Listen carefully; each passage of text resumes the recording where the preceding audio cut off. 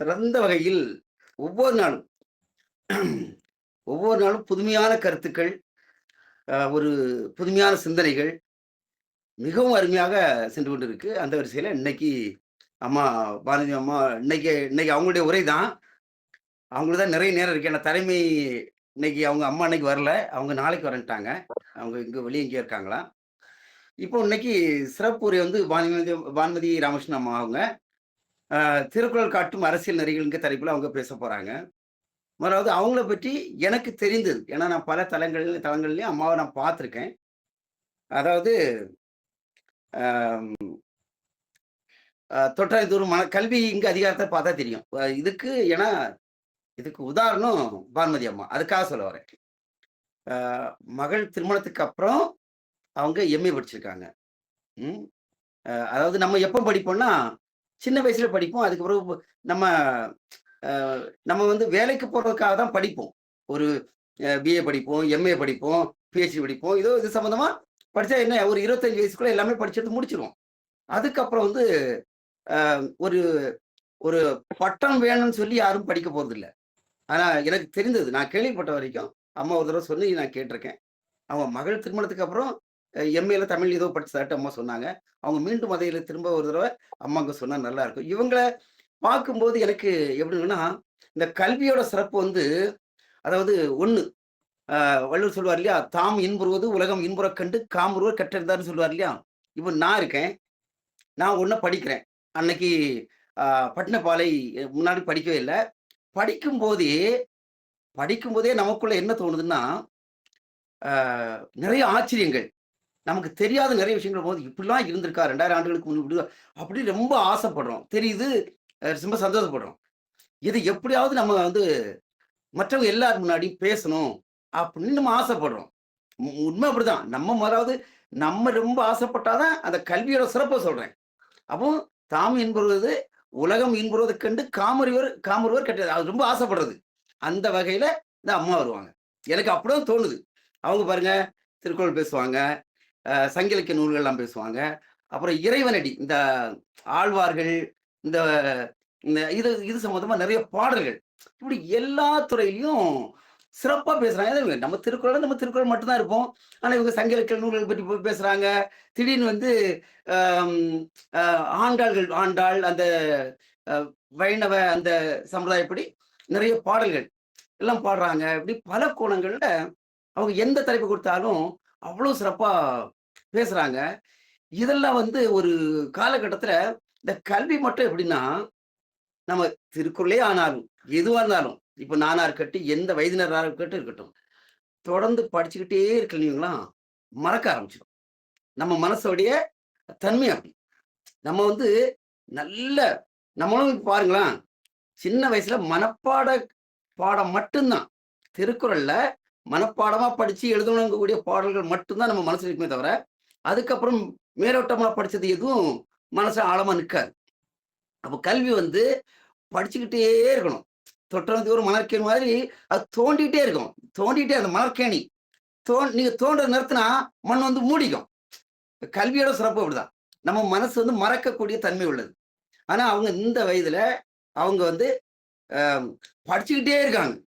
எதுக்காகன்னா, எல்லா இடத்துலயும் அதாவது தாம் தான் இன்புறுவது, உலகம் இன்புறக் கண்டு காமுறுவ கற்றதாங்கக்கூடிய அந்த குறள் படி அவங்க பேசும்போது கேட்க நல்லா இருக்கும். இன்னைக்கு வந்து ஒரு அருமையான தலைப்பு. திருக்குறள் காட்டும் அரசியல் நெறிகள். திருக்குறள் வந்து அன்னைக்கு அசோகன் வந்து மேலாண்மை தலைப்புல பேசினாங்க.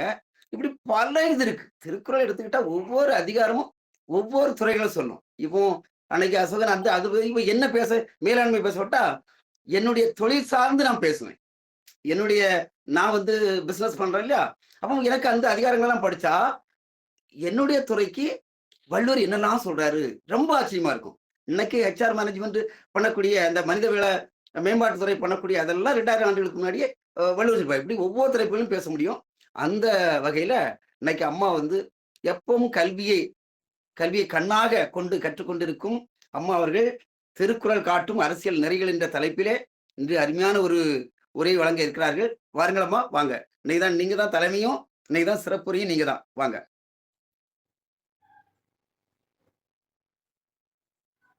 வணக்கம் ஐயா. ம். வணக்கம் அம்மா, வணக்கம். வாங்க, வாங்க. அருமை, அருமை. வாங்க. ஒரு அ கடவுள் வாழ்த்து பாட்டு ஒண்ணு பாடி ஆரம்பிக்கவாங்கய்யா? நல்லதும்மா, நல்லது. கட்டாயம். கண்ணில் மண்ணில் நல்ல வண்ணம் வாழலாம் வைகளும் எண்ணில் நல்ல கதிக்கு யாதுமோ குறைவில்லை. மண்ணில் நல்ல வண்ணம் வாழலாம் வைகளும் எண்ணில் நல்ல கதிக்கு யாதுமோ குறைவில்லை. கண்ணில் நல்லதும் கழுமல வளநகர் பெண்ணில் நல்லாலொடும் பெருந்தகை இருந்ததே.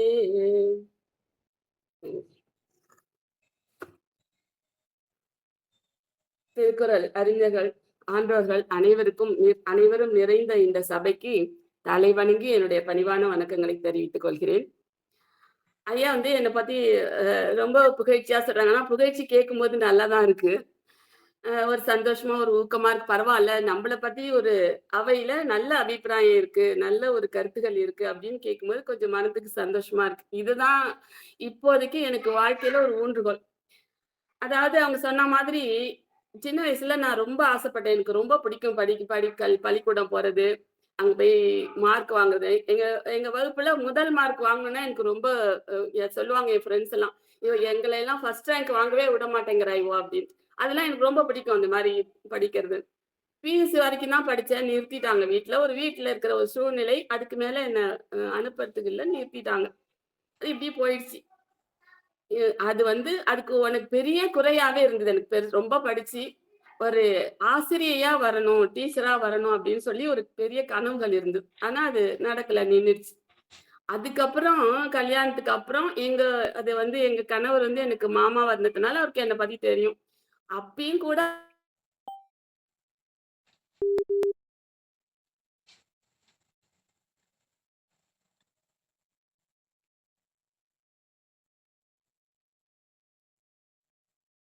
தபால் மூலமா.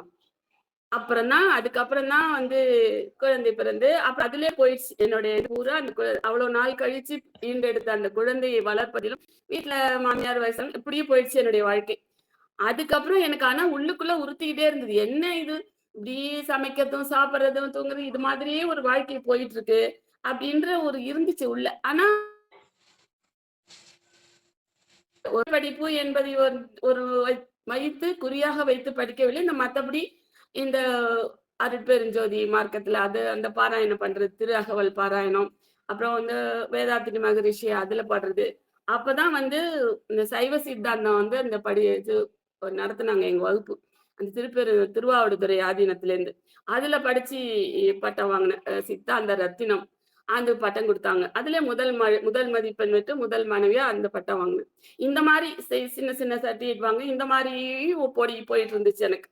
அதே மாரி அதுல வந்து ஓதுவார் படிப்பு, அந்த பயிற்சி ராகமா பாடுறதுக்கு அந்த பொருள், அந்த மாரி சின்ன சின்ன பட்டுலாம் படிச்சுட்டு இருந்தேன். அதுக்கப்புறம் என் பொண்ணு கல்யாணம் பண்ணி குடுத்துட்டு 40வது நாள் எங்க வீட்டுக்காரும் தவறிட்டார். அதிலிருந்து அந்த ஒரு சூழ்நிலை திடீர்னு தனியாளா ஒரு நடுக்காட்டுல நிக்கிற மாரி ஒரு ஃபீலிங் வந்துச்சு. அந்த நிலையிலிருந்து மீண்டு வருவதற்கு எனக்கு உதவி செஞ்சதுன்னா, இந்த தமிழும், வைணவமும். எனக்கு 2 கண்களாக நான் இன்றளவும் போற்றி வருகிறது என்றால் இந்த தமிழும், வைணவமும். வைணவத்துல 4000 பேர் பிரபந்தத்துல முதுகலை பட்டம் படிச்சேன். எல்லாமே இந்த 60 வயசுக்கு மேல தான். இப்ப எனக்கு 66 வயசு ஆகுது. 60 வயசுக்கு மேல 3 முதுகலை பட்டங்கள் வாங்கியிருக்கேன். 4000 பேர் பிரபந்தத்துல முதுகலை.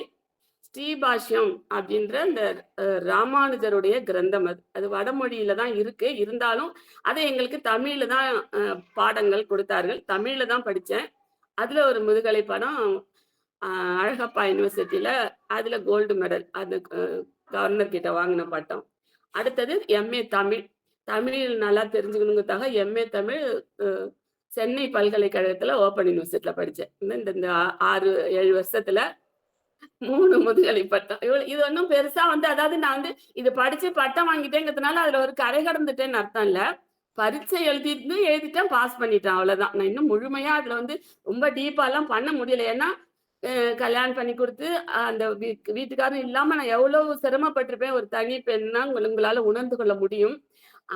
அதுலயும் வந்து மீறி எனக்கு இருந்த ஒரு ஆர்வம் இதெல்லாம் தெரிஞ்சுக்கணும். வைணவத்துல அந்த கிரந்தங்கள்லாம் படிச்சுட்டு இருக்கேன்.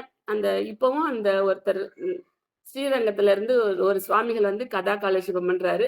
அவரோட ஸ்ரீமான் ட்ரஸ்ட்ல ஒரு வாலண்டியரா இருந்து அந்த ஹோஸ்டிங்லாம் பண்ணிட்டு இருக்கேன். அதனால என்னுடைய ஃபுல் டே ரொம்ப அப்படியே டைட்டா ஏன்னா தனிமையில இருந்தால் இந்த மனம் என்பது சாத்தானின் இருப்பிடமா ஆயிடும் சொல்லுவாங்க. நம்ம எப்படி அத வந்து கொண்டு வரணும்? ஏன்னா தனிமை ஆனா வாழ்க்கை தனிமையா இருந்தா கூட, தனிமை இல்லாம என்னுடைய வாழ்க்கைய நான் சீரமைச்சுக்கிறேன்.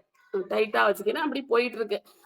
சொன்னாப்புல தமிழும், வைணமும் இரு கண்களாக வைத்து என்னால் ஆன செய்யணும். தொண்டுகளை செய்யணும். தமிழுக்கும், வைணவத்துக்கும் செய்யணும். இன்னும் பெரிய அளவுல நான் எந்த அளவுக்கு நான் அத வந்து திங்க் பண்றேன், போகணும்னு எதிர்பார்க்கணும். என்னால அந்த அளவுக்கு என்ன வயசாயிடுச்சு.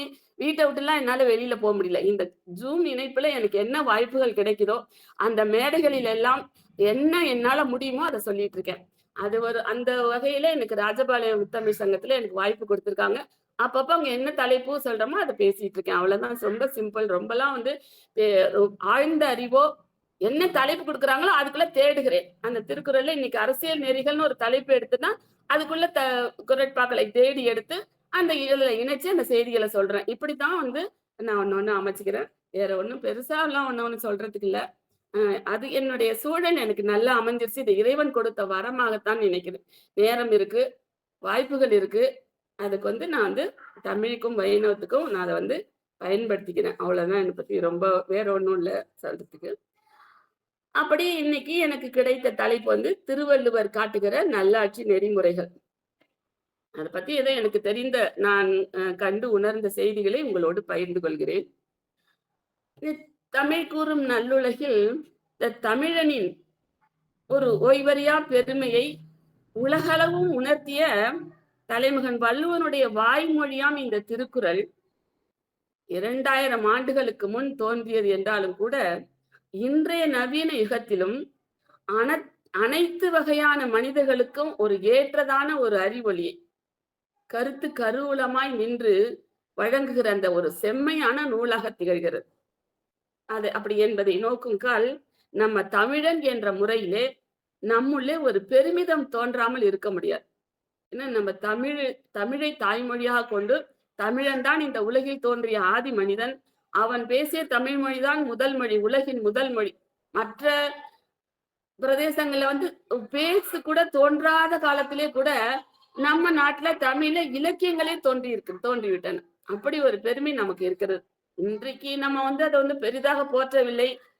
வேற்று மொழிகள் அயல் மொழிகளிலே மோகம் கொண்டு நம்ம அதுதான் வந்து ஒரு வழக்கு மொழியாகவும் படிப்பு மொழியாகவும் நம்ம மேற்கொண்டிருந்தாலும் கூட நம்முடைய தமிழ் மொழியும் பரம்பெருமையையும் அதனுடைய இலக்கிய பெருமையும் நம்ம உணர்ந்தோமானால் நம்ம நிச்சயமா எல்லாருக்கும் அதுல ஒரு சுவை வரணும். அந்த ருசி பிறந்துருச்சுன்னா விடாதுன்னுவாங்க.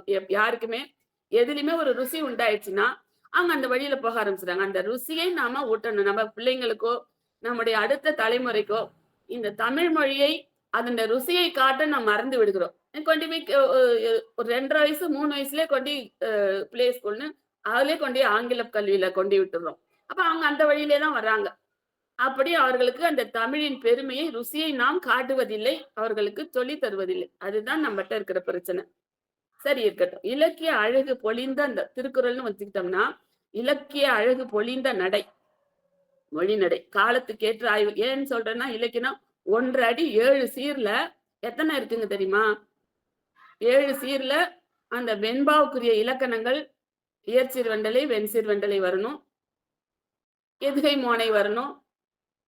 7வது சீர் வந்து வாய்ப்பாடுல முடியணும். இப்படி நிறைய அந்த இலக்கண அழகும் குன்றாமல் வரம்பிற்குள்ளே பொருண்மையும் குன்றாமல் அந்த சிந்தனைகளை தூண்டுகிற ஒரு சொல்லாட்சி. ரொம்ப சுருக்கமான சொல்லாட்சி. சுருங்க சொல்லி பெரிய விளங்க வைத்தல் சொல்லுவாங்கல்ல. அத மாதிரி சுருங்க சொல்லி விளங்க வைக்கிற அந்த சொல்லாட்சி ஒரு காலத்துக்கும் ஏற்ற ஆய்வுகளுக்கு கூட இடம் தருகிற புத்தம் புதிய சிந்தனைகளை தூண்டுகிற சொல்லாட்சி அதுவும். ஏன்னா இன்னைக்கு எடுத்து அத ஒரு குறள படிச்சோம்னாலும், இன்னைய சூழல்ல அது எப்படி பொருந்தும்? அப்படின்னு சொல்லி கூட எல்லாம் ஆய்வுகள் இருக்குது பலவிதமான ஆய்வுகள்ல, பல தலைப்புகள்ல உலகெங்கிலும் நடந்துட்டு இருக்குது திருக்குறளை பத்தி. அப்ப அது எல்லாத்துக்கும் இடம் தருகிற கருத்துக்களின் செறிவு, இது எல்லாமே ஒன்று இணைந்து, ஒருங்கே அமைந்து, இந்த பொருண்மை என்னன்னா அறம், பொருள், இன்பம் என்ற 3 பகுப்புகளிலே உலகியலின் அத்தனை பொருண்மைகளுக்கும் நல்ல அடிக்கோடிட்டு சொல்றேன். அத்தனை பொருண்மைகளுக்கும் அறவழியிலே அமைகிற தெளிவானதொரு வழிகாட்டியாக இந்த திருக்குறள் இருக்கு. அறவழியில தான் இருக்கணும். பொருளீட்டுதலாக இருக்கட்டும், இல்லறத்தை நடத்துபவர்களாக இருக்கட்டும், அரசு துறையில் இருக்கிறவர்களாகட்டும், இன்பத்து பாலிலே திளைத்திருப்பவர்களாக இருக்கட்டும், எல்லாவற்றையும் அறவழியிலே செய்ய வேண்டும் என்பதை அதனால்தான் அது அறநூல் அப்படின்னு சொல்றோம் திருக்குறள். அறவழியிலே தான் செய்ய வேண்டும் என்று அது காட்டுகிறது. நமக்கு எடுத்து சொல்லுகிறது. நாட்டிலே அமையத்தக்கதான இந்த மக்களுக்கு நன்மை செய்கிற விதமான நல்லாட்சி, இந்த நெறிமுறைகளை குறித்து திருக்குறள் என்ன சொல்கிறது? திருக்குறள் அறிவுறுத்தும் செய்திகளை இங்கே சிலவற்றை உங்களோடு பகிர்ந்து கொள்ள வந்திருக்கிறேன். இப்ப இந்த தலைப்புக்காக நான் தேடும் பொழுது அந்த தேடிய குறட்பாக்கள் எல்லாம் பெரும்பாலும் பொருட்பாலிலே அரசியல் என்ற தலைப்பின் கீழ் வருபவை.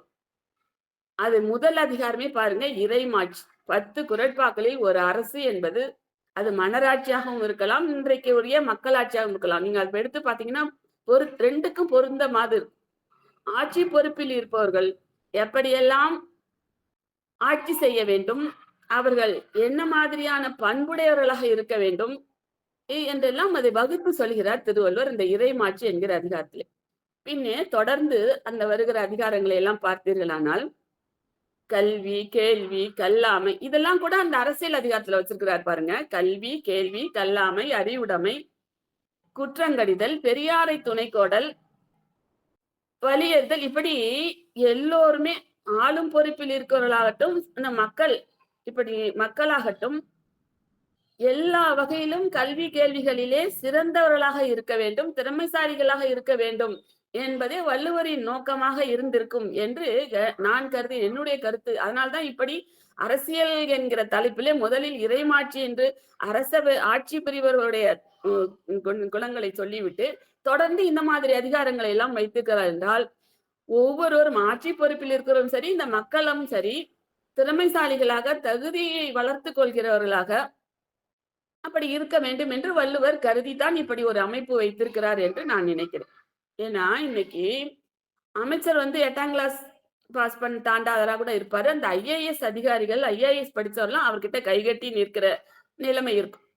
இன்னும் IPS படிச்சு பெரிய பதவியில் இருக்கிறவங்க எல்லாம் கூட காவல்துறை அமைச்சருக்கு பதில் சொல்ல வேண்டிய பொறுப்புல அவர் முகம் பார்த்து நிற்கிற நிலைமை. அப்படி ஏன்னா அதிகாரம் என்று ஒரு இடத்தில் இருக்கிறது, அதற்கு கீழே வேலை செய்கிறவர்கள் அவர்கள் திறமைசாலிகளாக அதிகம் படித்தவர்களாக இருப்பார்கள். இந்த நிலை எங்கு இருக்கிறது. அப்படி அவர்களுக்கு சட்டம் ஒழுங்கை பற்றியோ ஆட்சி முறையை பற்றியோ அறிவுகள் பெருசா ஜீரோவா கூட இருக்கலாம், பெருசா இல்லாம கூட இருக்கலாம். ஆனால் அவர்களுடைய ஆணையை அமல்படுத்த வேண்டிய பொறுப்பிலே இந்த அதிகாரிகள் இருப்பார்கள், மெத்த படித்த அதிகாரிகளாக இருப்பார். இன்னும் சொல்லப்போனால் சமயம், அதை சார்ந்த அறிவு, தினசரி இந்த நடைமுறைகள், இதோடு கொஞ்சம் பக்தி, அதன் புனிதத்துவத்தை உணர்ந்த உணர்வு, இறை நம்பிக்கை உள்ள மக்களிடத்தே பக்தர்களிடத்திலே ஒரு பரிவு, இப்படி இருக்கிறவர்கள் தான் இந்த கோயில் நிர்வாகத்துக்கிலே வந்தார்கள் என்றால் இந்த கோயில்கள் நல்ல முறையிலே இயங்கும். இப்படி ஒவ்வொன்றுக்கும் ஒரு தகுதி தேவையாக இருக்கிறது. அது போலத்தான் ஒவ்வொரு துறையிலும் சிறந்த அறிவுள்ள அனுபவமும் ஆற்றலும் அந்தந்த துறைக்கென அமைய வேண்டியது கட்டாயம். அந்த பொறுப்பில் இருக்கிறவர்கள் தான் ஆட்சிக்கு வர வேண்டும் என்பது ஒரு பொது நீதி. ஆட்சி செய்கிற அந்த ஆளு திறமை இல்லாத ஆளா இருக்கா, நல்ல மன்னன் இல்லை, நல்ல ஆட்சி பொறுப்பில் இருக்கிற ஆட்சியாளர்கள் இல்லை என்றால் பயனில்லை. நாட்டின் வளங்கள், உறுப்புகள், அரண்கள் எல்லாம் சிறப்பாக சொல்லிய வண்ணமே அமைய பெற்றிருந்தாலும் கூட ஆட்சி நடத்துகிற வேந்தன் அல்ல அந்த ஆட்சியின் பொறுப்பில் இருக்கிறவர்கள் தகுதி உள்ளவர்களாக அமையாவிட்டால் அந்நாடு பயனற்றதாகவே போகுமா. இப்படித்தான் காட்டுகிறார் வள்ளுவர்.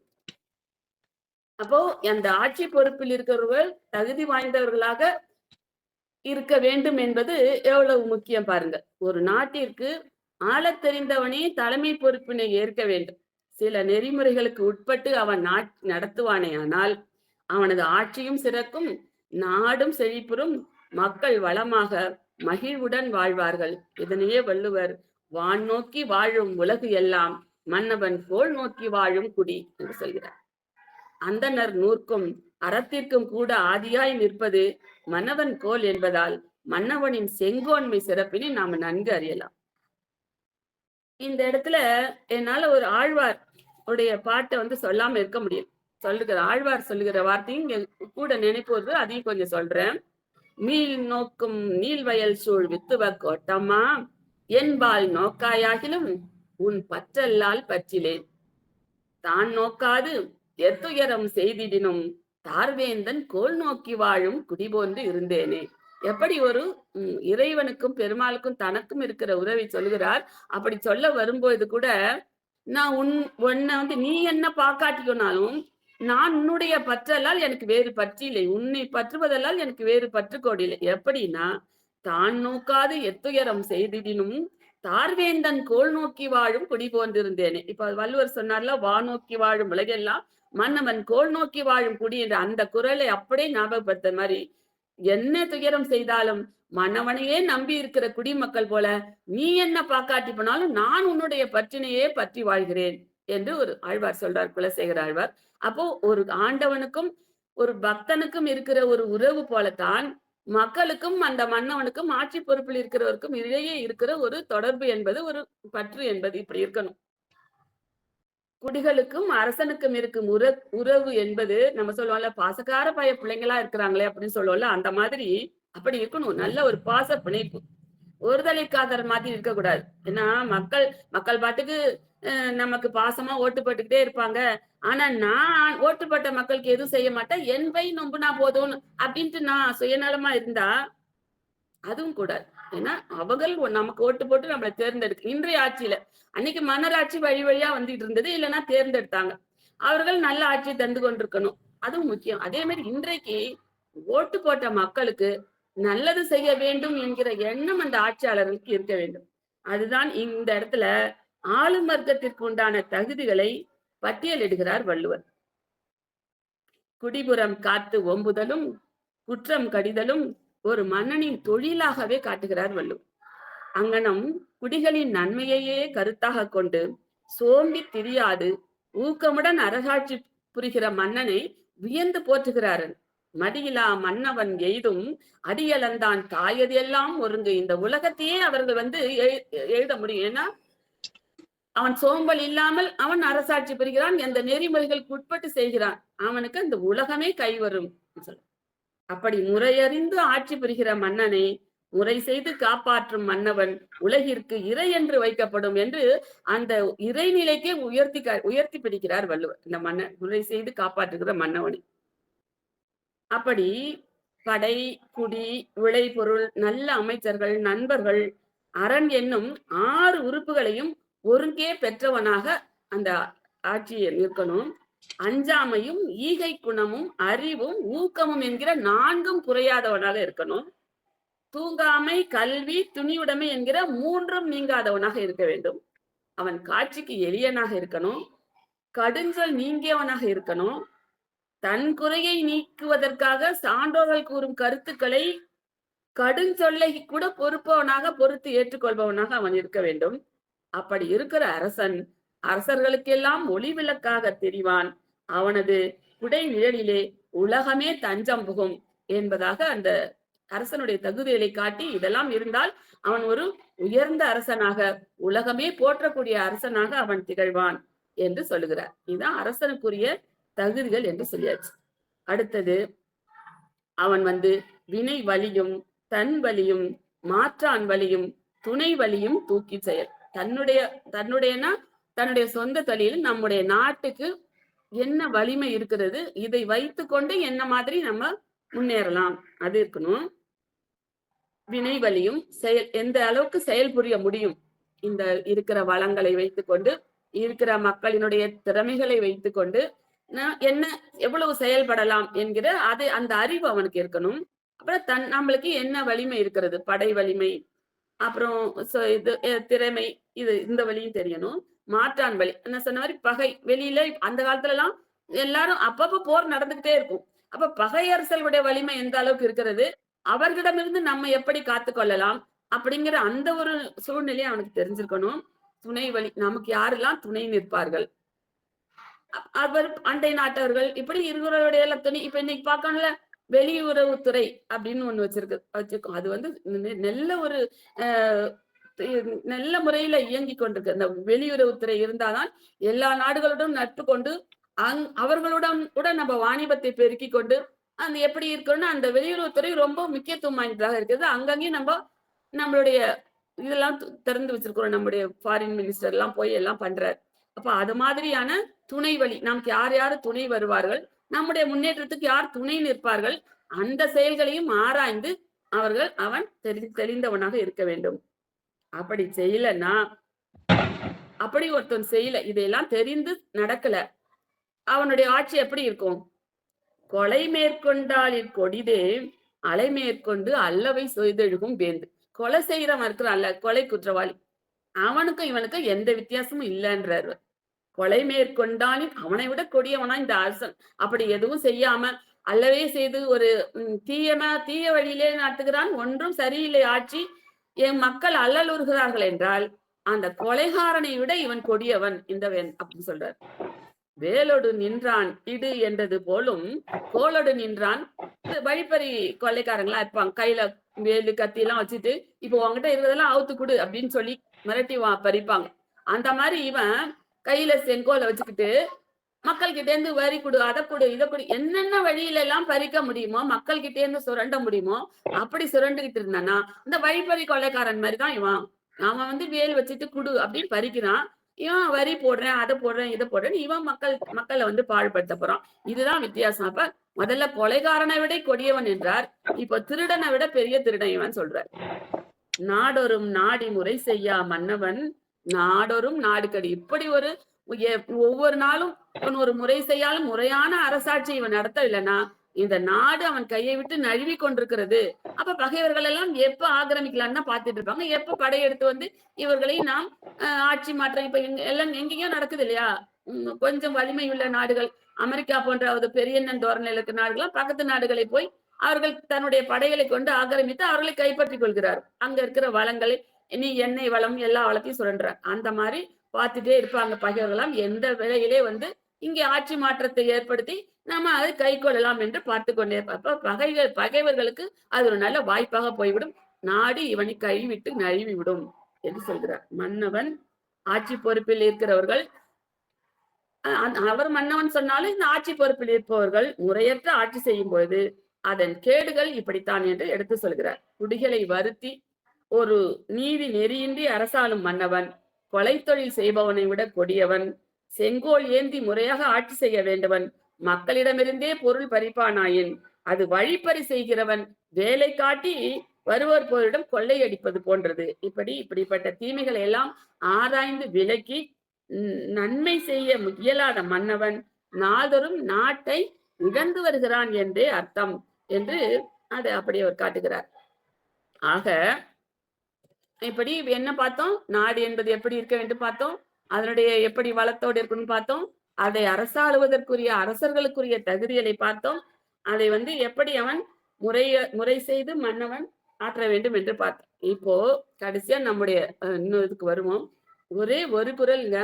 இந்த இறைமாட்சி என்பதில் இருக்கிற ஒரு குறள் இன்றைக்கு இருக்கிற ஒரு நிதி நிர்வாகம் அந்த நிதி மேலாண்மை எல்லாவற்றையும் ஒரு குறளில் காட்டுகிறார் வள்ளுவர். அந்த ஒரு குறளைத்தான் நான் வந்து ஒரு கிளைமேக்ஸா சொல்றதுக்கு விரும்புறேன். ஃபைனலா ஒரே ஒரு குறள். இயற்றலும் ஈட்டலும் காத்தலும் காத்த வகுத்தலும் வல்லது அரசு. இதை நீங்க ஏற்கனவே உங்களுக்கு தெரிஞ்சிருக்கும். எப்படி இதுல வந்து அவர் சொல்றாருங்கிறத மட்டும் எனக்கு தெரிஞ்சாருல சொல்றேன். இயற்றலும் ஈட்டலும் காத்தலும் காத்த வகுத்தலும் வல்லது அரசு. ஒரு அரசு வந்து எப்படி நிதி நிர்வாகம் பண்ணணும், எப்படி ஆட்சி மேலாண்மை செய்யணும், இது வந்து அப்படியே சிம்பிளா ஒரு நாலு இதுலயே சொல்றாரு. அரசின் வரவு செலவு திட்டத்தையே நடைமுறைப்படுத்துகிற ஒரு குறளாக இதை நாம் கருதலாம். அரச நிதி என்கிறத இப்ப இன்றியமையாத கருவூலம் என்று இப்போது சொல்கிறார்கள். அந்த கருவூலம் குறையாமல் தொகுத்தலும் கடன்கள் மூலம் இல்ல. கருவூலம் நிரம்புதுன்னா எங்கெங்கேயோ யார் யார்கிட்டேருந்தோ கடன் வாங்கி பிச்சு பிடுங்கி பிச்சை எடுத்து கொண்டு வந்து நிரப்புறது இல்ல கருவூலம் என்பது. வருவாய்த்துறைகளை நிரப்பி பெருக்கி அதை நிலையாக வைத்து அவற்றின் மூலம் வருவாயை கூட்டி அததான் வந்து இதை இயற்றலும் வருவாயை பெருக்கணும். பல துறைகள் எந்தெந்த துறைகளிலிருந்து என்னென்ன வழிமுறைகளோடு அந்த வருவாயை பெருக்க முடியுமோ கடன் மூலமாக அல்ல, இயற்கையாக இந்த நாட்டில் உள்ள வளங்களை வைத்து மக்களினுடைய திறமைகளை வைத்து எந்தெந்த வழிமுறைகள் மூலமாக இந்த வருவாயை ஈட்ட முடியுமோ, வருவாயை தொகுக்க முடியுமோ அதை இயற்றலும், அதாவது ஈர்க்கணும். பிற தொழில்கள் இருந்து தொழில் முனைவோர்களை, தொழில் அதிபர்களை இங்க வந்து முதலீடு செய்யுங்க அப்படின்னு சொல்லி ஈர்க்கணும். அப்ப உள்ளூர் மக்களுக்கும் வாய்ப்புகளை ஏற்படுத்தி கொடுத்து நீங்கள் தொழில் துறைகளை தொடங்கி இப்படி பெருக்குங்க அப்படின்னு சொல்லி அந்த இயற்றலும் என்பதற்கு ஈர்த்தலும் என்று பொருள் சொல்கிறார்கள். அப்ப அந்த எந்த தொழில நம்மளுக்கு வருவாய் வருமோ அந்த துறைகளை ஈர்த்தல், அதை அமைத்து கொடுத்தல், மக்களுக்கு நாட்டிற்கு அமைத்து கொடுக்க வேண்டும். அதுதான் இயற்றலும். அப்ப வந்த வருவாய்களை எப்படி இலவசம் என்று அதை வீணாக்கிடக்கூடாது. அந்த வருவாயை கருவூலத்தில் இருக்கிற பொருளை, செல்வத்தை இலவசமா தரேன், அதுக்கு இலவசமா தரேன், இதுக்கு இலவசமா தரேன், அந்த வருவாயை வீணாக்கிடக்கூடாது. இலவசம் என்ற பெயரிலே வீண் ஆடம்பரத்திற்காகவும் அப்புறம் விளம்பரங்களுக்காகவும் வீண் செலவு செய்யாமல் காத்தலும், மக்களின் நாட்டின் முன்னேற்றத்திற்காக மட்டுமே திட்டமிட்டு செலவு செய்தலும் தான் இங்கே இந்த குறட்பாக்களில் குறிக்கப்படுகிறது. ஒரு நாட்டினுடைய பொது வருவாய் என்பது நிதி நிர்வாகம், பொது செலவீடு என்கிற பகுப்பினிலே நிதியியல் வல்லுநர்களாக பட்ஜெட் போடுறாங்க. வருஷா வருஷம் பட்ஜெட் போடுறாங்க. அதுல காட்டப்படுகிற செய்திகளே இந்த ஈட்டலும் காத்தலும் என்று வள்ளுவர் சொல்வதிலே இந்த பட்ஜெட் எப்படி தயாரிக்கிறாங்க, எதுக்கு எவ்வளவு செலவு பண்ணணும், எங்கிருந்து என்ன வருவாய் வருது, மொத்த வருவாய், அதை எதுக்கெல்லாம் செலவு பண்றோம், திருப்பி அது ஒரு முதலீடாக திருப்பவும் வருவாயை ஈட்டுகிற அளவிலே அதை செலவு செய்யணும். வெறுமே இலவசமா கொடுத்துட்டு இருந்தா திருப்பி எல்லாம் ரிட்டர்ன் இருக்காது. அப்ப இந்த ஈட்டின வருவாய் வந்து செலவுல தான் போகும், வெறும் வீண் செலவா தான் போகும். திருப்பி அதுல நமக்கு முதலீடுகள் திருப்பி வருவாய் இருக்காது. அப்போ அந்த பொது வருவாயை எப்படியெல்லாம் அதை நம்ம ஈட்டுகிறோமோ அதை எப்படியெல்லாம் காத்து வைத்து அது திரும்பவும் ஒரு முதலீடாக திரும்ப வருவாய் வருகிற துறைகளிலே அதை முதலீடு செய்கிறது. இந்த மாதிரி ஒரு நிதி நிர்வாகம், நாட்டினுடைய நிதி நிர்வாகம் இதுதான். அதை எப்படி அதை பொது வருவாய் எப்படி, நிதி நிர்வாகம் எப்படி செலவிடணும், பொது செலவீடு எப்படி, இந்த ஒரு பகுப்பாய்வுகள் தான் இந்த நிதியியல் வல்லுநர்களாலே காட்டப்படுகிற செய்திகள். இந்த பட்ஜெட் என்கிற போட்டு அதை பங்கீடு செய்யறோம். இததான் வந்து ஈட்டலும் காத்தலும் என்கின்ற வள்ளுவர் சொல்வதிலே அடங்குவதாக சொல்கிறார். எந்தெந்த வழியிலெல்லாம் முறையாக நாட்டின் வருவாயை பெருக்க முடியுமோ, அதாவது நாட்டின் வளத்தை பெருக்கி என்னென்ன துறைகள் இருக்கு, விவசாயம் இருக்கு, பால் பண்ணை தொழில் இருக்கு, தொழில்துறை இருக்குது, ஆலைகள், தொழிற்சாலைகளை நிர்வகிக்கிறோம். இப்போ இது ஆதரித்து இந்த வருவாயை பெருக்கணும். அது கூட பாத்தீங்கன்னா வள்ளுவர் வந்து அறத்தின் வழியில் தான் பொருளீட்டுன்னு சொல்லியிருக்கிறார். நம்ம மது உற்பத்தி பண்றது, இதை விற்பனை பண்றது, டாஸ்மாக் கடை வைக்கிறது, அதனால நமக்கு வருவாய் வருகிறது என்றால் அது வந்து இந்த வள்ளுவர் காட்டுகிற அற வழியிலே வருகிற செல்வம் இல்லை. அது ஏனென்றால் அவர் கல்லுண்ணாண்மையை வலியுறுத்துகிறார், புலால் மறுத்தலை வலியுறுத்துகிறார், அற வழியிலே பொருளீட்ட வேண்டும் என்று சொல்கிறார். அப்போ இது மாதிரி இன்னைக்கு இது வந்து டாஸ்மாக் மூலம் நம்ம வருமானம் நடக்குது, அதனாலதான் வந்து நாடே நடக்குதுன்னு சொன்னா இது நம்மளுக்கு ஒரு பெருமை தரத்தக்க செய்தி அல்ல. அப்படி அந்த அறத்திற்கு அப்பாற்பட்ட முறைகளில் அல்லாமல் நல்ல வழியிலே தொழிற்சாலைகள் மூலமாக விவசாயத்தை பெருக்குவதன் மூலமாக நம்மளுடைய நாட்டின் உற்பத்தியை பெருக்கி அந்த உற்பத்தி செய்த பொருட்களை முறையாக சந்தைப்படுத்துதல், ஏற்றுமதி செய்தல் மூலம் வருவாயை பெருக்குதல், அதற்கான திட்ட இலக்குகளை எய்துதல் மூலம் நம்ம நாட்டுல தன்னிறைவு வரணும்.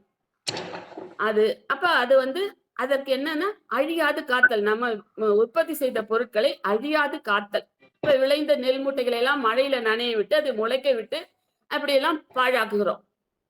கேட்டா எங்களுக்கு வைக்கிறதுக்கு குடோன் இல்ல, பாதுகாப்பா வைக்க இடம் இல்லைன்னு ஒரு சாக்கு வேற சொல்றாங்க. அப்போ கஷ்டப்பட்டு விளைவித்து வருகிற உழவர்கள் விளைவித்த விளை பொருட்களை கூட நாம காக்க முடியாத இருக்கிறோம்னா அது ஒரு நல்ல ஆட்சின்னு சொல்ல முடியாது. அப்போ நம்மளுடைய வருவாயை விளைவித்தவற்றை காப்பாற்ற வேண்டும்.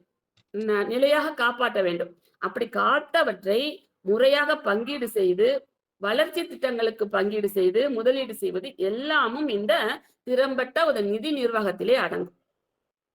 அதுதான் அவர் ஈட்டலும், அடுத்தது காத்தலும் என்று சொல்லார். அடுத்தது பகுத்தலும். இப்ப எதிர்கால தேவைகள் இருக்குது. மழை, புயல் வரும், சுனாமி போன்ற அவசர கால தேவைகள் வரும்.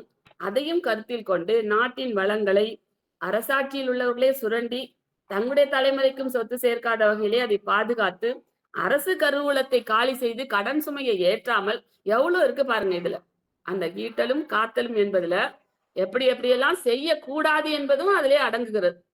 இப்படி கருவூலத்தை காலி செய்துட்டு இலவசம்ங்கிற பேர்லயோ இல்ல இந்த மாதிரி விளைந்த பொருட்களை காப்பாத்ததுனாலோ அதை காத்து அதை முறையாக பங்கீடு செய்து அதை ஒரு ஏற்றுமதி செய்து அதன் மூலம் வருவாய் அப்படியெல்லாம் பெருக்காமல் ஒரு திட்டமிடாமல் அப்ப விளைத்ததையும் தொலைத்து விட்டு இப்போ கஜானா காலியாயிடுச்சுன்னு போலோம்னா என்ன அர்த்தம்? அப்ப அது மாரி கடன் சுமையை அதிகரிக்காமல் இருப்பதும் இந்த ஆட்சி நெறிமுறைகளே முக்கியமானதாக கருதப்படுகிறது. அடுத்தது நாட்டின் வளம் என்பது அனைவருக்கும் பொதுவானதாக இருக்க வேண்டும். இந்த நாட்டினுடைய கடைக்கோடி சாமானியனுக்கான அவன் வரைக்கும் அது எட்டணும். அது இப்ப ஒரு பக்கம் பசியோடு தூங்க போகிறவர்கள், ஒரு பக்கம் அப்படி செல்வத்திலே புரளுகிறவர்கள். இப்படி இருந்தா என்ன அப்படி இல்லாம எல்லோரும் அடிப்படை தகுதியாவது எல்லோருக்கும் கிடைக்கும். எவரும் இரவு பசியோடு தூங்க போகக்கூடாது. அதுதான் ஒரு நாட்டினுடைய இலக்காக இருக்க வேண்டும் என்று சொல்வார். நிதி நிர்வாகத்தினுடைய ஒரு உயர்ந்த ஒரு நிலை. அதுபடி கடைக்கோடி சாமானியனுக்கும் பயன் தருவதாக அந்த பங்கீடு முறை இருக்கணும். அதுவும் நேர்மையானதாகவும் முறைமையானதுமாகவும் நீதி, சட்டம், ஒழுங்கு, அதனுடைய மேலாண்மை, அப்புறம் நீர் மேலாண்மை, கழிவு மேலாண்மை. இன்னைக்கு குப்பைகளை கழிவு பொருளை மேலாண்மை செய்த ஒரு பெரிய விஷயமா இருக்கு. எங்க பார்த்தாலும் குப்பை மயமா இருக்கும். நெகிழிகள், அதுவும் நெகிழிகள் பயன்பாடு அதிகரிக்க எங்க பார்த்தாலும் நம்ம வெளியில போனோம்னா தெரு ஓரங்களிலே இந்த குப்பை மேடுகளுக்கு தான் அதிகம் பார்க்கும். அந்த கழிவு மேலாண்மை, திடப்பொருள் கழிவு மேலாண்மை அதுவும் நல்லதா இருக்கணும். அப்போ அதன்படி கல்வி, சுகாதாரம், மருத்துவ உதவிகள் இதையெல்லாம் தனியார் வசம் விட்டுட்டோம். அப்போ அந்த கல்வி, மருத்துவம் என்பதெல்லாம் சாமானியர்களுக்கு எட்டாத ஒரு ரொம்ப அந்த படிப்பு, மருத்துவ படிப்பாக இருக்கட்டும், மருத்துவ உதவிகளாக இருக்கட்டும், சாமானியர்களுக்கு எட்டாத கனியாக ரொம்ப செலவு மிக்கதாக ரொம்ப அதிகமா இருக்கு செலவு. அப்படி இல்லாம இந்த தனியாரின் கைகளுக்குள் விலை போகாமல் ஏழைகளுக்கும் கிட்டும்படி செய்ய வேண்டும். இன்னைக்கு ஏழைகளுக்கெல்லாம் அந்த தரமான கல்வி கிடைக்கிறது. அப்ப எல்லாரும் இப்போ ஓரளவுக்கு நடுத்தர மக்கள் கூட அந்த கான்வென்ட் மாதிரி அந்த வகுப்பு பள்ளிகளை நாடித்தான் போகிறார். அது எவ்வளவு செலவு பிடிக்கும். இந்த ஏழைகளுக்கு அரசு பள்ளிகள், அந்த அரசு பள்ளிகளுக்கு எவ்வளவு செலவு செய்கிறார்கள். இருந்தாலும் அந்த தரமான கல்வி கிடைப்பதை நாம உறுதி செய்யணும். அப்போ இப்படி எல்லாவற்றையும் ஏழைகளுக்கும் கிட்டும்படி செய்தல், இந்த சாலைகள், தகவல் தொடர்பு சாமான்கள், தகவல் தொடர்பு சாதனங்களை நவீன கட்டமைப்புகளோடு மேம்படுத்துதல் எல்லாமே இந்த நல்லாட்சியின் அடையாளங்களாக கருதப்படுகிறது. விளம்பரம், பொழுதுபோக்கு, ஆடம்பர அரசு விழாக்களிலே அரசு பணம் வீணாகாமல் வறுமையை ஒழிக்கும் விதமாக அரசு ஆட்சி முறை அவர்கள் அதை பங்கீடு செய்து அமைக்க வேண்டும் என்பது ரொம்ப இன்றியமையாது. இப்போ குரல் காட்டும் நெறிமுறைகளின்படி கள்ளுண்ணாமை, புறங்கூறாமை, புறன்மனை விளையாமை, இன்னைக்கு எவ்வளவு பாலியல் தொல்லைகள், பாலியல் குற்றங்கள் எவ்வளவு இருக்கு. அதன்படி அன்புடைமை, பொய்யாமை, ஒழுக்கமுடைமை, அறிவுடைமை போன்ற ஒழுக்க நெறிகளை மக்கள் உணர்ந்து கடைபிடிக்கும்படி மக்களை முறைப்படுத்துதல், அதுவும் ரொம்ப ஆட்சியாளர்களுக்கு ரொம்ப இப்ப இன்றைக்கு தேவை, ரொம்ப நல்ல தேவை, அவசர தேவைன்னு கூட சொல்லலாம். அப்படி இதையெல்லாம் உணர்ந்து கடைபிடிக்கும்படி மக்களை முறைப்படுத்தினால் நாட்டில் பாலியல் குற்றங்களும், கொலை, கொள்ளை, வன்முறைகள், கலகங்கள், போராட்டங்கள், பொது சொத்துக்களுக்கு பங்கமளித்தல் போன்ற தீங்குகள் நேராமல் நம்ம காக்கலாம். இது ஒழுக்கத்தில் சிறந்த மக்கள். அதையும் ஒரு மக்களுக்கு அறிவுறுத்த வேண்டும். ஒழுக்கமுடையவை ஒழுக்கமுள்ள மக்களாக இருக்க வேண்டும்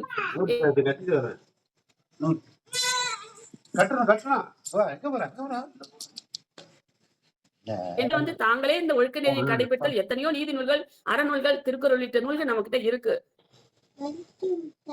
இருந்தாலும் ஏன் இத்தனை நம்ம நாட்டுல குற்றங்கள் ஏன் இவ்வளவு பெருகி கிடக்கிறது, மலிந்து கிடக்கிறது? நாம் யாரும் நம்ம வந்து நம்முடைய ஒரு கல்வி முறையே இப்போ மாறி போச்சு. இது யாரும் நீதி நெறிகளை எடுத்து சொல்வதில்லை மக்களுக்கு. அப்போ இது வந்து இந்த மாதிரி ஒரு நிதி நிர்வாகம், நீதி, அறநெறிகள் சரியில்லாத நாட்டிலே, அறம் பேணப்படாத நாட்டில், நீதி எல்லோருக்கும் சரிசமமாக பராமரிக்கப்படாத நாட்டில் குற்றங்கள் பெருகத்தான் செய்யும், கலகங்கள் விளையும். அது அமைதி பூங்காவாக இராது. இவற்றை முறைப்படி கையாள தெரிந்த அரசுதான் வல்ல அரசு, நல்ல அரசாக அமையும்.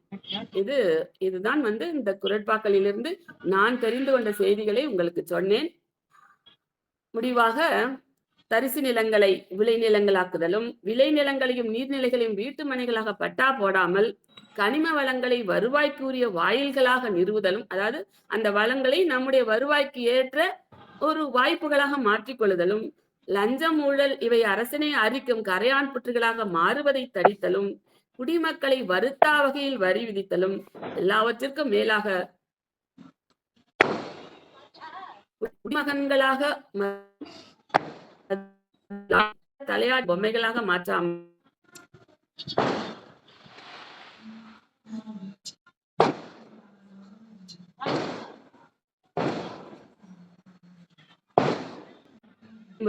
எனக்கு தெரிந்த அளவில் சொன்னேன் என்று நினைக்கிறேன். அறிஞர்கள் தங்களுடைய கருத்துக்களின் மூலம் இது சரியா தவறா என்று சொல்லும்படி கேட்டுக்கொண்டு நல்ல வாய்ப்புக்கு நன்றி கூறி அமைகிறேன். நன்றி, வணக்கம். நன்றி அம்மா, நன்றி நன்றி நன்றி நன்றி. இது எப்படின்னா, அரசியல்ல தினம் அரசியல் நிகழ்வுகள்ல நல்ல ஊறி போனவங்க, ரெண்டாவது திருக்குறள்ல நல்ல ஆழமான இந்த அரசியல் கருத்துக்கள், நீங்க வந்து இறைமாட்சி, நாடு, அதுக்கப்புறம் எந்தெந்த அதிகாரங்கள் எல்லாம் அந்த அரசியலை பற்றி சொல்லப்பட்டிருக்கோ இதை எல்லாம் எங்கேயுமே விடல. அதாவது ஒரு நாடு எப்படி இருக்கணும், ஒரு ஆட்சியாளன் எப்படி இருக்கணும், அந்த அந்த இயற்றலும் ஈட்டலும் காத்தலும் காத்த வகுத்து, அது ஒரு நாடு வந்து ஒரு அரசு வந்து என்ன வேலைகள்லாம் செய்யணும், எவ்வளவு என்ன சொல்ல, நீங்க என்ன சொல்லலைன்னா என்ன நான் யோசிக்கிறேன். கடைசியில மக்கள் கூட, இந்த மக்களை கூட எப்படி வழி நடத்தணும், ஒரு பண்புடையவர்களாக, ஒரு அன்புடையவர்களாக, ஒரு ஒருக்கமுடையவர்களாக, அப்படி அந்த பசி இல்லாத ஒரு நாடாக, அந்த நிலங்கள் கூட தரிசு நிலங்களாக, அந்த விளைநிலம், அந்த இன்றைய ஆட்சியில இருக்கக்கூடிய தவறுகளை எல்லாம் நான், அதாவது நாடு வளர்கிறது, அதாவது வளர்ந்து சொல்ல முடியாது, நாடு நல்ல வளர்ச்சி அடைகிறது, இருந்தாலும் அந்த ஆட்சியில் நிறைய தவறுகளும் நடக்கிறது. அந்த மது மது வந்து திருக்குறளுக்கு, திருவள்ளுவருக்கு அது புறம்பானது. அது நமது அறிவை மயக்கும். 50,000 கோடி ரூபாய்க்கு வருமான மது விற்பனை நடக்குதுன்னா, அப்ப அந்த அளவுக்கு மக்களை வந்து மூளைய அது சாகடிக்குது. நம்ம அப்படிதான் பார்க்கணும். 50,000 வருமானம் பார்க்க கூடாது. அது எவ்வளவு மனசு அது கொல்லுது, மூளைய கொல்லுது, உடம்ப கொல்லுதுன்னு நம்ம அப்படிதான் பார்க்கணும். அப்படி நீங்க உங்களை நான் உங்களை எப்படி பாக்குறதுன்னு தெரியல.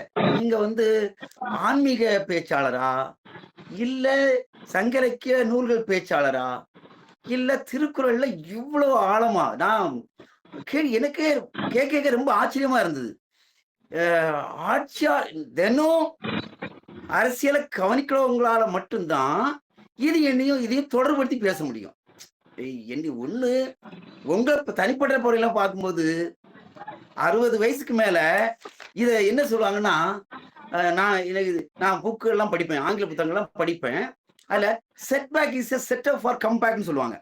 செட்பேக்னா உங்களுக்கு ஒரு சோதனை. ஒரு சோதனைய நீங்க வந்து ஒரு சாதனை பெண்மணியா மாற்றுவதற்கு நீங்க முதல்ல சொன்னீங்க, பேச ஆரம்பிக்கும் போதே சொன்னீங்க,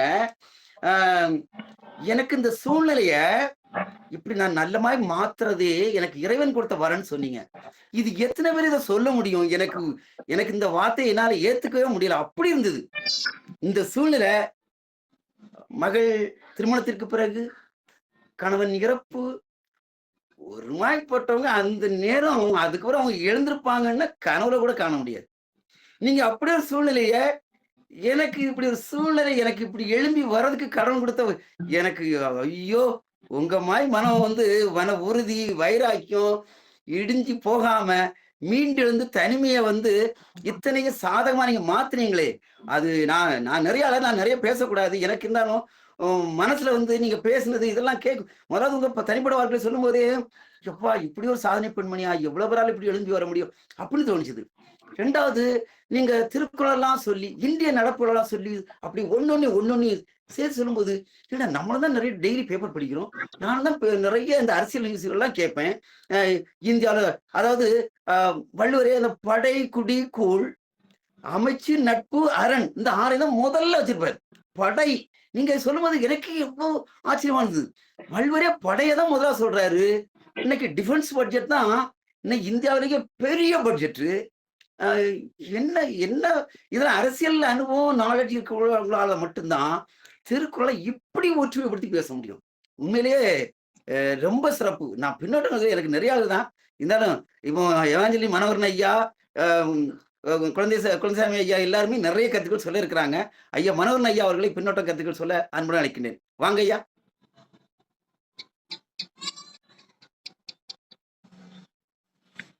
மனோகரன் ஐயா.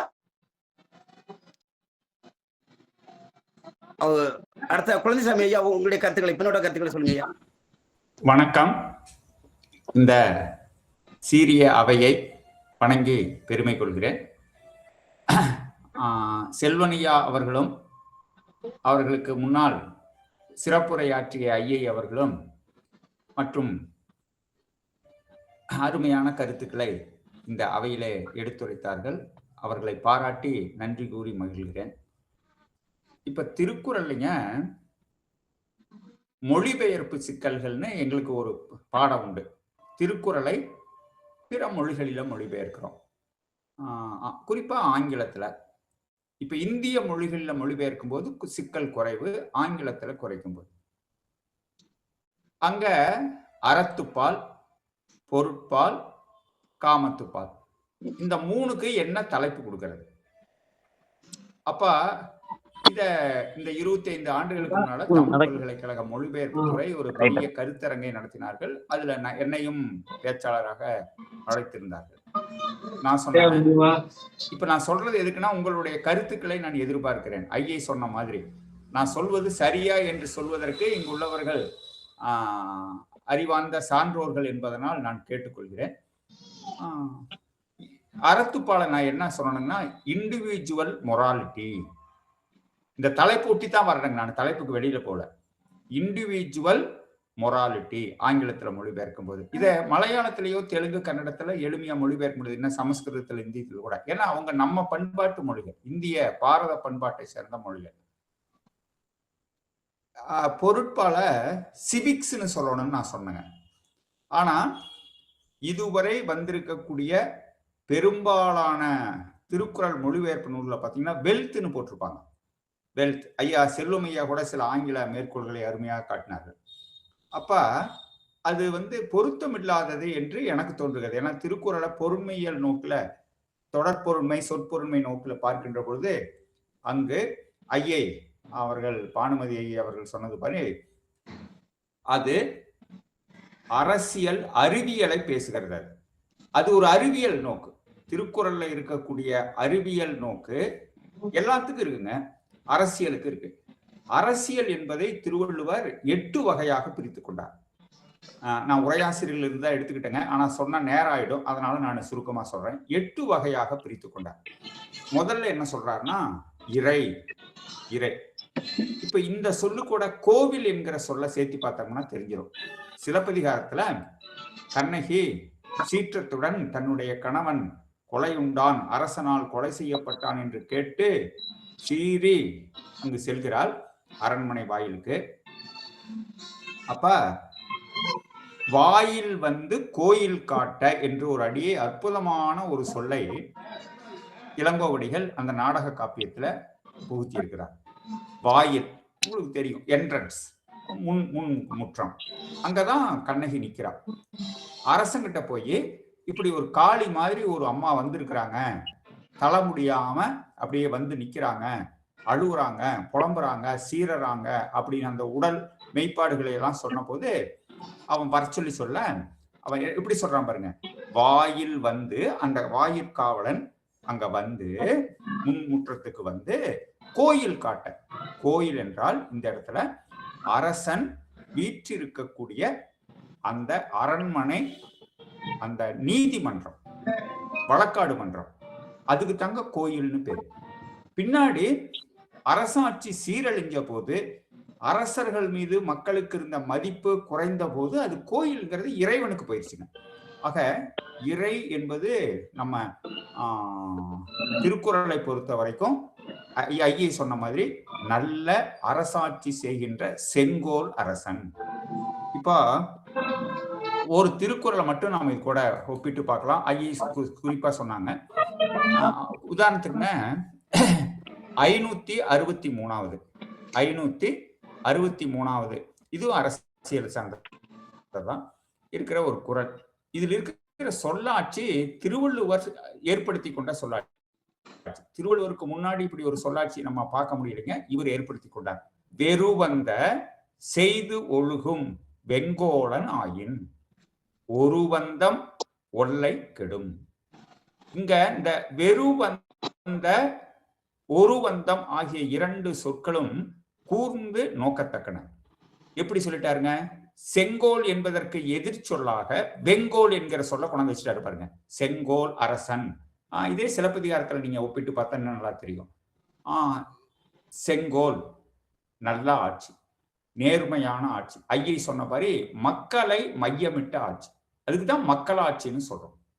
அப்ப மக்களை மையமிட்டாச்சு. இதை செஞ்சா மக்களுக்கு பயனா, இதை செய்தால் மக்கள் ஏற்றுக்கொள்வார்களா? இப்போ ஒரு ஊர்ல குளம் வெட்டணும்னு வச்சுக்கோங்க. ஒரு ஊர்ல வந்து ஒரு சாலை அமைக்கணும், ஒரு சுடுகாடு வைக்கணும். இது மக்களுக்கு பயன்படுமா, மக்கள் ஏற்றுக்கொள்வார்களா என்பதை அறிய வேண்டிய கடமை இருக்கிறது. அதுக்குதான் இன்னைக்கு கூட பாத்தீங்கன்னா நம்ம குடியாட்சியில பாப்புலர் கவர்மெண்ட்னு சொல்லுவோம். அதாவது மக்களால் தேர்ந்தெடுக்கப்பட்ட ஆட்சியை பாப்புலர் கவர்மெண்ட். அப்படின்னா மக்கள் என்ன நினைக்கிறாங்களோ அதை செய்து கொடுக்கக்கூடிய, அதாவது இன்னொன்னுங்க இன்க்ளூசிவ் டெவலப்மெண்ட் உண்டு எக்கனாமிக்ஸ்ல. மக்கள் மையமிட்ட ஆட்சி. அப்படி செய்யாதவனை என்ன சொல்றாரு பாருங்க திருவள்ளுவர், வெங்கோலன். அப்படிப்பட்ட வெங்கோலன் என்ன செய்யறான்? வெறுவந்த செய்து ஒழுகிறன ஆட்சி நடத்துகிறான். அப்ப மக்கள் வெறுக்கின்ற, மக்களை துன்புறுத்துகின்ற, மக்கள் ஏற்றுக்கொள்ளாத சட்டதிட்டங்களை, வரி வசூல், இதையெல்லாம் செய்யக்கூடிய நிறைய இருக்குங்க. அந்த அரசன் ஒருவந்தம், அவன் உறுதியாக, மாற்று கருத்துக்கே இதுக்கு இடம் இல்லைங்க. இதையெல்லாம் விவாத பொருளாக்கவே முடியாது. ஒல்லை கெடும், அவன் வீணா போயிடுவான். ஆக இப்படிப்பட்ட அருமையான செய்திகளை கொண்டது திருக்குறள். ஐயை அருமையாக சொன்னான். இது வந்து முடியாட்சியில் ஆக்கப்பட்ட நூலாக இருந்தாலும் கூட இன்றைய குடியாட்சிக்கும், அது எல்லா நாட்டுக்கும், இப்ப ரஷ்யாவுக்கும் இது பொருந்துங்க, சீனாவுக்கும் பொருந்தும், அமெரிக்காவுக்கும் பொருந்தும், பாரத பெருந்தேசத்துக்கும் பொருந்தும். அருமையான கருத்துக்களை எடுத்துரைத்தார்கள். நன்றி, வணக்கம். நன்றியா, நன்றி. அருமையான கருத்துக்களை, பின்னோட கருத்துக்களை சொல்லிருங்க. அருமை. ஐயா மனோகரன் ஐயா, மனோகரன் ஐயா, ஐயா வாங்க. ஐயா வணக்கம். வணக்கம் வணக்கம், வாங்க. அருமையான உரை, நல்லா பேசினாங்க. அதுல அவங்க வைஷ்ணவத்தையும் தமிழையும் இரண்டு கண்களாக பாவித்து தன்னை இழப்புக்கு மத்தியிலே இழந்து விடாமல் முழுக்க முழுக்க தன்னை வேறொரு தளத்திலே வைத்து துயரத்தை மறந்து 60 வயதுக்கு பின்னால் 3 முதுகலை பட்டங்களை முடித்து அதிலே சாதனையும் சாதித்த அவருடைய பெயரையே மாற்றலாமா என்று நான் யோசிக்கிறேன். கோதை நாச்சியார் என்று ஆண்டாளை சொல்வதைப் போல அம்மாவின் பெயரை பானுமதி நாச்சியார் என்று சொல்லலாமா என்ற எண்ணம் எனக்குள்ளே எழுந்தது. அது அவருடைய விருப்பம். ஆனாலும் கூட இந்த அரங்கத்திலே இவ்வளவு படித்தவர் தன்னடக்கத்தோடு செய்திகளை பரிமாறுகின்ற விதமும், அற்றொழுக்காக பேசுகின்ற அந்த விதமும் மிகவும் அருமை. இன்றைக்கு அவர் எடுத்துக்கொண்ட தலைப்பு அரசியல் நெறி, வள்ளுவத்தில் அரசியல் நெறி. இந்த நெறியை அவர் எவ்வளவு அழகாக ஒவ்வொன்றாக தொட்டு தொட்டு தொட்டு தொட்டு காட்டி சென்றார். ஆக எல்லோருமே நன்றாக படித்திருக்க வேண்டும். மனுவத்தினுடைய ஆசையும் அதுதான். ஏனென்றால் இந்த தேசம் என்று இல்லாமல் எந்த தேசத்திற்கு சென்றாலும் கல்வி கற்றவனுக்கு ஒரு சிறப்பு உண்டு. அப்படி சிறப்பை வழங்குகின்ற கல்வியை ஏன் நீங்கள் படிக்காமல் இருக்கின்றீர்கள்? யாதானும் நாடாமல், எல்லாருக்கும் தெரிந்த குரல் தான். ஆக சிந்திக்க வைத்த பேச்சு. நாடு என்றால் எப்படி இருக்க வேண்டும்? நாட்டினுடைய அழகு எங்கே இருக்கிறது? அப்படியே மெல்ல மெல்ல மெல்ல மெல்ல மெல்ல அவரு ஒவ்வொரு இடமா அந்த அதிகாரத்தை அப்படி பக்கத்துல வச்சுக்கிட்டு அரசியல் நெறிய அப்படியே நமக்கு காட்டிக்கிட்டே போறோம். மிக மிக அருமையான ஒரு உரை. மனம் மகிழ்ந்தேன், நெஞ்சம் களிப்பிலே தன்னை மறந்து கிடக்கிறது. எதை சொல்ல எதை விட அத்தனையும் முத்துக்களாக நம் முன்னே பரப்பி இருக்கிறார். அன்னாருக்கு இந்த எளியனின் வாழ்த்துக்கள். நன்றி, வணக்கம். நன்றியா, நன்றி. அருமையான ஒரு பொருத்தமான ஒரு பின்னோட்டம். அருமை. அடுத்த அறிவன் ஐயா, வாங்க ஐயா, உங்களுடைய பின்னோட்ட கருத்துக்களை சொல்லுங்க. நன்றிங்க, நன்றி. ராஜபாளையம் முத்தமிழ் சங்கத்திலே ஒவ்வொரு நாளும் மிகச்சிறப்பான ஆளுமைகளை தேர்ந்தெடுத்து கொண்டு வந்து அவர்களுக்கு விருப்பமான தலைப்பை அவர்களும் சங்கமும் சேர்ந்து தேர்ந்தெடுத்து மிக அருமையான அறிவாற்றல் மிக்க கருத்துக்களை நம்முடன் பகிர்ந்து கொண்டு நம்மை எல்லாம் செழுமைப்படுத்தி கொண்டிருக்கின்றார்கள். இவ்விணைப்பிலே வரக்கூடிய அத்துணை சான்றோர் பெருமக்களும் தன்னையும் தம்மை சார்ந்தவர்களையும் மேம்படுத்தி கொள்ளும் வகையிலே இந்த அரங்கமானது மிகச் சிறப்பான வகையிலே நடந்தேறி கொண்டிருக்கின்றது. அவ்வகையிலே இன்றைய உரையாளர் அம்மையார் அவர்கள் அரசியல் தொடர்பான கருத்தை முன்வைத்து பேசினார்கள், உரையாற்றினார்கள். அவ்வகையிலே பார்க்கும்பொழுது அவருடைய சாதனை என்று தனிப்பட்ட சாதனை என்று பார்க்கும்போது அதற்கு இன்றைய ஆட்சி காலம் ஒத்துழைப்பு நல்கக்கூடிய வகையிலே ஆண்டுகள் எதுவாக இருந்தாலும் அகவை எதுவாக இருந்தாலும் படிக்கும் எண்ணம் இருப்பவர்கள் படிக்கலாம் என்ற வாய்ப்பை நல்கக்கூடிய ஆட்சியாளர்கள் இன்றைய ஆட்சியாளர்களாக கல்விக்கு இன்றியமையாத ஒரு இடத்தை மக்களுக்கு வழிவகுத்து கொடுத்திருக்கின்றார்கள் என்ற அளவிலே ஆட்சியாளர்களை பாராட்டி, அதேபோன்று கோயில் என்று சொல்லும் பொழுது கோ என்றால் அரசன், அரசன் வாழ்ந்த இடம், அரசன் வாழக்கூடிய இடம் அரசனுடைய வீடு, இல்லை என்றால் வீடு இல்லம். இன்றைக்கு அது சிலை இருக்கக்கூடிய இடமாக மாற்றப்பட்டு இருக்கின்றது. ஒரு காலத்தில் ராஜராஜ சோழன் உள்ளிட்ட யாராக இருந்தாலும் அந்த இடத்திலே அந்த அரசன், அந்த அரசி, அந்த குறுநில மன்னன், சிற்றரசன், சிற்றரசி இவர்கள் வாழ்ந்த இடம் அது. அவர்களுக்கென்று உணவுக்காக ஒரு இடம், கிணற்று நீருக்காக ஒரு இடம் என்றெல்லாம் வாழக்கூடிய இடமாக இருந்தது. அதற்கு பிறகு வந்தவர்கள் வெவ்வேறு இடங்களிலே வாழக்கூடிய ஒரு சூழ்நிலை அல்லது கொலை மிரட்டல் போன்ற கொலை மிரட்டல் போன்ற நிகழ்வுகள் அங்கே நிகழ்ந்ததால் அங்கே யாரும் செல்லாத ஒரு சூழ்நிலை. இன்றளவும் கூட சில கோயில்கள் பாழடைந்த நிலையிலே இருக்கின்றன. அந்த அளவுக்கு அச்சுறுத்தப்பட்ட நிலையிலே கொலைகள் அங்கே நிகழ்த்தப்பட்டிருக்கின்றன. அது போன்ற சில கோயில்கள் இன்றைக்கும் இருக்கின்றன பாழடைந்த நிலையிலே. அந்த கோயிலை விட்டு தள்ளி ஊர் இருக்கும், அப்படிப்பட்ட ஊர்கள் எல்லாம் இருக்கின்றன. ஆனால் மிகப்பெரிய பழம்பெரும் கோயில்களாக இருக்கின்றன. இவற்றையெல்லாம் பார்க்கும்பொழுது இன்றைய அரசு என்று பார்க்கும்பொழுது அந்த வகையிலே ஒரு அரசன் மற்றொரு அரசனை வென்று விட்டான் என்றால் அவனுடைய கோட்டையை அழிப்பான். அது இன்றைக்கும் சில ஆண்டுகளுக்கு முன்னால் சென்னையிலே நடந்தேறியது. ஒரு ஆட்சியாளர் ஒரு கட்டடத்தை நாடாளுமன்றத்துக்காக கட்டுகின்றார். அடுத்த ஆட்சியாளர் வருகின்றார், அதை மருத்துவமனையாக மாற்றுகின்றார், அதனுடைய கட்டமைப்புகளையே மாற்றுகின்றார். இது போன்ற நிகழ்வுகள் எல்லாம் நடந்தேறிக் கொண்டிருக்கின்றது.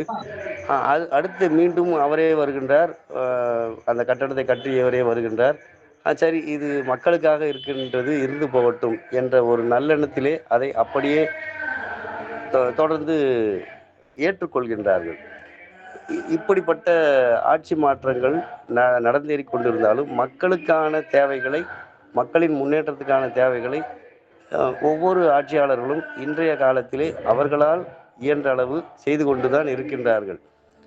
அந்த இடத்திற்கு நாம் சென்று பார்த்தால்தான் தெரியும், எத்தனை எத்தனை அமைச்சர்கள், எத்தனை எத்தனை கட்டமைப்புகள், அத்தனை கட்டமைப்பையும் ஒரு சேர ஒருங்கே ஒருவர் கண்காணிக்க வேண்டும் என்று சொன்னால் அது அவ்வளவு எளிதான செயல் அல்ல என்பதால் அது அத்தனை பிரிவுகளாக பிரிக்கப்பட்டு அவர்களுக்கு உட்பிரிவுகள், அவர்களுக்கு கீழே கலெக்டர் போன்ற மாவட்ட ஆட்சியாளர், அவர்களுக்கு கீழே தவாரி முதற்கொண்டு அவ்வளவு வேலைகள், தலையாரி என்றெல்லாம் சொல்வார்கள், அவர்கள் உட்பட அத்தனை அலுவலர்களும் சேர்ந்து பயணிக்கக்கூடிய ஒரு ஆட்சி பொறுப்பாக, ஆட்சியாக இன்றைய ஆட்சி காலம் பல்வேறு வகையிலே நடந்தேறி கொண்டிருக்கின்றது.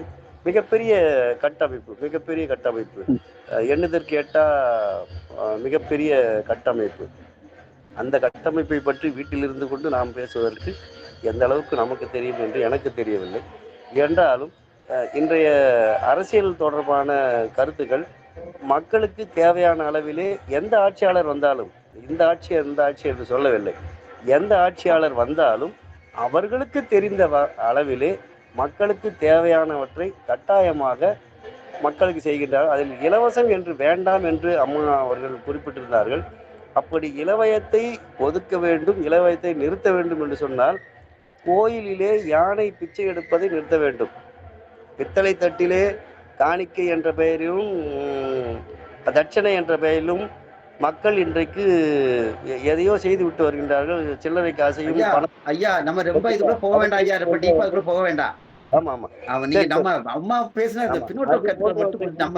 ஆட்சியாளர்கள், மக்கள் திருந்தும் பொழுது ஆட்சியாளர்களும் அவற்றை ஏற்றுக்கொள்வார்கள் என்ற அளவிலே யார் வேண்டுமானாலும் அர்ச்சகராக இருக்கலாம் என்ற அளவிலும், யார் வேண்டுமானாலும் முடித்திருத்தம் செய்யலாம் என்ற வகையிலும், தொழில்துறையிலே இன்றைக்கு யார் வேண்டுமானாலும் எந்த தொழிலையும் செய்யலாம் என்ற வகையிலும் இன்றைய மக்கள் அமைப்பு, மக்கள் ஆட்சி அமைப்பு நடந்தேறி கொண்டிருக்கின்றது என்ற அளவிலே அம்மையார் அவர்களை பாராட்டி இவற்றையெல்லாம் நினைவு கூர்ந்து, என்றாலும் மிகச் சிறப்பான உரையை திருக்குறளிலிருந்து எடுத்து உரைத்த அம்மையார் அவர்களை வணங்கி, அவையை வணங்கி மகிழ்கின்றேன். நன்றி, வணக்கம். நன்றியா, நன்றி. அடுத்து அசோகன் ஐயா, உங்களுடைய வந்துவிட்டேன். கேக்குதா? செல்வன் கேக்குதா?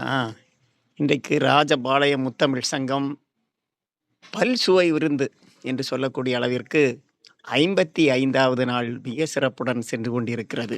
இந்த தொடர் இணையத்தில் இணைந்துள்ள அனைத்து அன்பர்களையும் வணங்கி, இன்றைக்கு சிறப்பாடன் பள்ளித்தோழர் செல்வன் அவர்கள் தலைமை உரையாகவும் இணைப்புரையாகவும் இந்த இணையத்தில் வழங்கி சிறப்பு சேர்த்தார்கள். அருமை. மேலும் இன்று முனைவர் பானுமதி அம்மா அவர்கள் திருக்குறளில் இந்த அரசியல் சார்ந்த கருத்துக்களை தெளிவாக எடுத்துரைத்தார்கள்.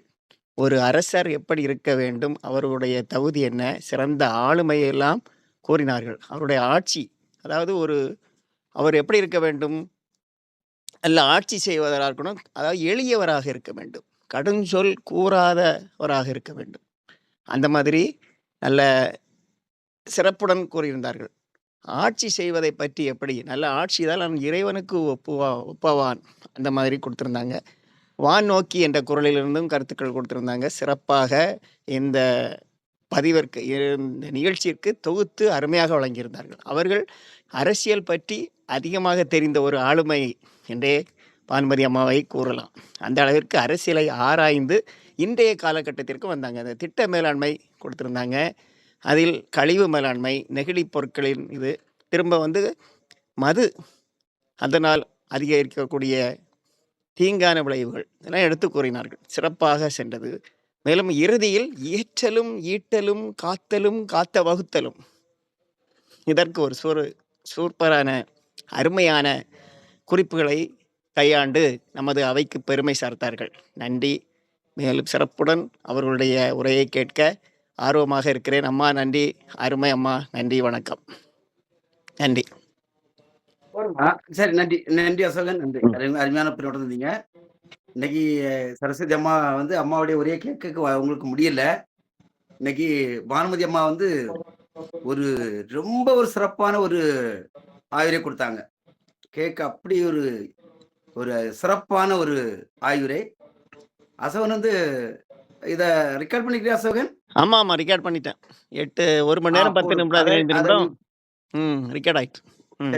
அதை நீ போடு. சரஸ்வதி அம்மா அதை கேட்கட்டும். ஆமா அவங்க சரஸ்வதி அம்மா கொஞ்சம் ஏதாவது வெளிச்சமா சொல்றீங்களா நீங்க? இருக்கு. லைட் வெளிச்சம் அவங்க முன்னால கொடுத்துருந்தாங்க. அந்த லைட் வெளிச்சத்தை பின்னால அப்படி அது அது வந்து சரி. எதிரொலிக்குது. அவ்வளவுதான். மற்றபடி கிளியரா இருக்கு. சரி சரி, அதை சரி. யூடியூப்ல போடு. ஆமா குரல் தெளிவா இருக்கும் இல்லையா? குரல் கிளியரா இருக்கு. சரி, அதை சரி. சரஸ்வதி அம்மா இன்றைக்கு கேட்கட்டும். கொடுத்தவங்க நாளைக்கு சந்திக்கலாமா? ஆமா, சரஸ்வதி அம்மா ஏதாவது பேசுறீங்களா? வந்திருக்காங்களே. வந்திருக்காங்க. ம். சரஸ்வதி அம்மா. சரி, பானுமதி அம்மா, உங்களுடைய இந்திய உரை மிகவும் சிறப்பா இருந்தது. அதை பாராட்டுறதுக்கு வார்த்தைகளே இல்லை. எனக்கு அந்த அளவு பிடிச்சிருந்ததுமா. ரொம்ப சிறப்பு. இந்த நிகழ்ச்சி இத்துடன் நிறைவு பெறுகிறது. நன்றி ஐயா. அனைவரும் விடைபெறலாம். நன்றி. நன்றி, அனைவருக்கும் வணக்கம். வணக்கம். நன்றி. எல்லோருக்கும் நன்றி ஐயா. நன்றிம்மா. நன்றி. நன்றி. நன்றி. இதே போல தொடர்ந்து இதே மாதிரி பேசுங்கம்மா. சரிங்களா? நன்றி. நன்றி. நல்லதுங்க ஐயா. நன்றி.